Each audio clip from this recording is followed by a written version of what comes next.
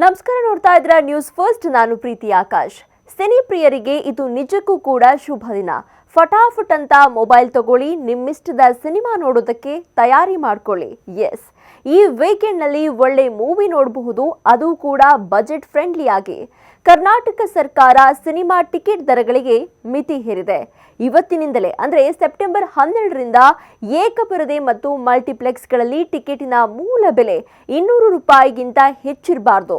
ಜೊತೆಗೆ ತೆರಿಗೆ ಸೇರಿದಂತೆ ಗರಿಷ್ಠ ದರ 236 ರೂಪಾಯಿ ಆಗುವಂತೆ ಆದೇಶವನ್ನು ನೀಡಿದೆ. ಪ್ರತಿ ಬಾರಿ ಬಿಗ್ ಬಜೆಟ್ ಸಿನಿಮಾಗಳು ಬರುವಾಗಲೂ ದುಬಾರಿ ಟಿಕೆಟ್ ದರ ನಿಗದಿ ಮಾಡಲಾಗ್ತಾ ಇತ್ತು. ಅದರಲ್ಲೂ ಪರಭಾಷಾ ಸಿನಿಮಾಗಳು ಕರ್ನಾಟಕದಲ್ಲಿ ರಿಲೀಸ್ ಆಗುತ್ತವೆ ಅಂದರೆ ಟಿಕೆಟ್ ದರ 500 ರೂಪಾಯಿಯಿಂದ ಆರಂಭ ಆಗಿ 1000 ರೂಪಾಯಿ ತಲುಪಿದ ಉದಾಹರಣೆ ಕೂಡ ಇವೆ. ಇದಕ್ಕೆ ಬ್ರೇಕ್ ಹಾಕಲು ಸರ್ಕಾರ ಏಕರೂಪ ಟಿಕೆಟ್ ದರ ಜಾರಿಗೆ ತರುವುದಾಗಿ ಹೇಳಿತ್ತು. ಇದೀಗ ಇವತ್ತಿನಿಂದಲೇ ಈ ನಿಯಮ ಜಾರಿಗೆ ಬರುವಂತೆ ಆದೇಶವನ್ನ ಹೊರಡಿಸಿದೆ. ಆದರೆ ಇದಕ್ಕೆ ಕೆಲವು ಷರತ್ತುಗಳು ಕೂಡ ಇರಲಿವೆ. ಇದು ನಿಮ್ಮ ಗಮನಕ್ಕಿರಲಿ.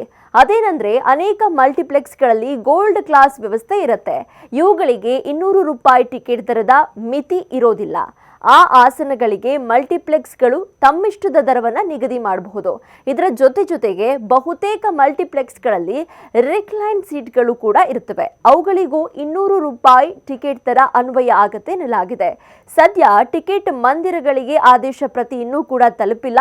ಇದು ತಲುಪಿದ ಬಳಿಕ ಈ ನಿಯಮ ಜಾರಿಗೆ ಬರಲಿದೆ. ಒಟ್ನಲ್ಲಿ ಮಲ್ಟಿಪ್ಲೆಕ್ಸ್ಗಳಲ್ಲಿ ಟಿಕೆಟ್ ದರಕ್ಕೆ ಕಡಿವಾಣವೇ ಇಲ್ಲದಂತಾಗಿತ್ತು. ಹೀಗಾಗಿ ನಾವು ಫ್ಯಾಮಿಲಿ ಜೊತೆನೋ ಅಥವಾ ಫ್ರೆಂಡ್ಸ್ ಜೊತೆನೋ ಹೋಗಬೇಕು ಅಂತಂದ್ರೆ ಪ್ಲಾನ್ ಮಾಡಿದ್ರೂ ಕೂಡ ರೇಟ್ ನೋಡಿ ಸುಮ್ಮನಾಗ್ತಾ ಇದ್ವಿ. ಆದರೆ ಇನ್ಮುಂದೆ ಆ ಪ್ರಾಬ್ಲಮೇ ಇಲ್ಲ.